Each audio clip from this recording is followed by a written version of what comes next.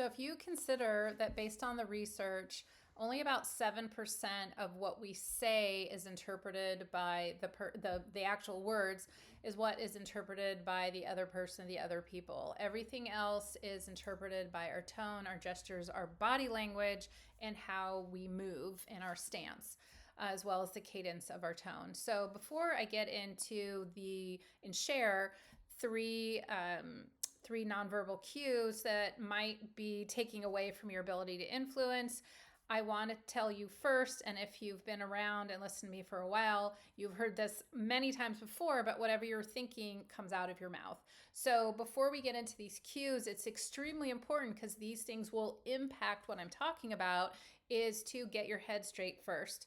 In other words, I'll give you an example. I'm working with someone right now that's creating a VP position for herself, and she's been doing the role for a long time. She just hasn't had the title. So she was a little bit teetering on her salary negotiation and comp. Like, should she approach it like she's been doing the role for a while, or should it be on the lower end, like she's just starting new as a VP? And so that was something that she really felt that she should come in as a VP with the year of experience, since she has been doing the role for that long time, just without the title. So I told her, and I will tell you, it's extremely important to get in that mindset of, I have been doing this role for a year. I am a VP. I am approaching this situation as a seasoned VP who is looking to negotiate a salary, or who is negotiating a package. So getting your head straight first, and whatever the situation is that you're going into, is extremely important,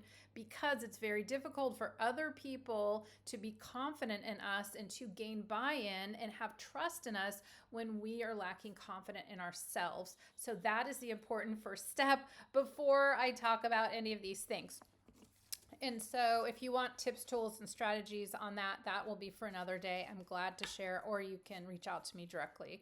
But as far as three nonverbal cues, once you have gotten your mindset straight, the first one is that takes away from your ability to influence and others' abilities to have confidence in you, is a closed body structure. So if we are closed, so if our arms are crossed or our shoulders are kind of hunched or what have you, then we are really communicating that we don't feel safe and that we're uncertain. And so that is something that we want to have kind of an open, if we're Zoom, or if we're like this, whether we're Zoom or in person, we want to make sure that our body stance is open, that we're perhaps using our hands, and that also that our legs are not crossed and we're not hunched over or what have you.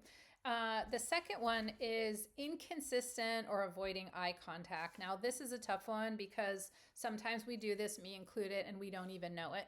So if you have a crucial conversation coming up, if it's via Zoom or whether it's in person, make sure that you practice either with someone in person or someone online on Zoom, to make sure, because you may have some habits, like I said, me included sometimes, is that we do not always have eye contact. We want to make sure, though, that there's a fine balance, because we don't want to stare at someone. That's a little creepy. But we also don't want to be lifting around, because that makes other people on the receiving end feel they lose trust in us, because it feels a little bit shifty if we're getting distracted or if we're looking around. It makes us seem like we're uncertain and not really focused and dialed in. So closed body structure, good to avoid that. And then also just looking around and not being focused on the task at hand.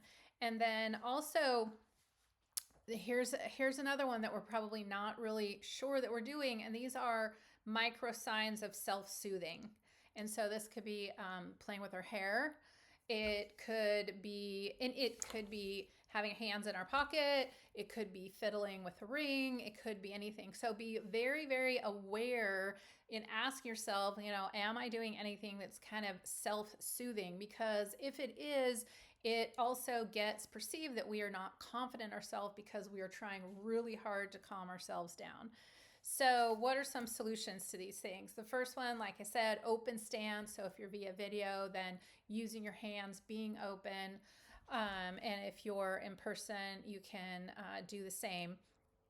And then also, I should be calm and confident. So, what does that mean? That means eye contact. It means perhaps smiling, it perhaps leaning in. I'm a huge proponent of leaning in, especially when you're perhaps uncomfortable, saying that's a great question, even for something that you don't know. It makes you feel confident, even in the uncomfortable. So that could be important too. And then also, micro signs, like if you do have some habits of self-soothing, think those through first and have a grounding object. For example, if you might want to have like a small, grounding rock in your hand. Rocks are very grounding. So whether you are in, if you can have one in your hand, you can have one on the ground. If you are virtual, if you are, in person, it's possible to have even a small pebble or something that is very grounding to you. Or it could be just something as small as having your thumb on your finger, on the inside of your ring, or just something like that to keep you present and grounded. Because the more nonverbal cues that you have that communicate confidence, a little bit of candor, and also compassion, the more likely you're going to develop a runway to be highly influential when you come to the tactical preparation. So here's to you being highly influential, to be heard, valued, and respected even more. I am cheering you on. If I can help in any way, please do not hesitate to reach out to me directly.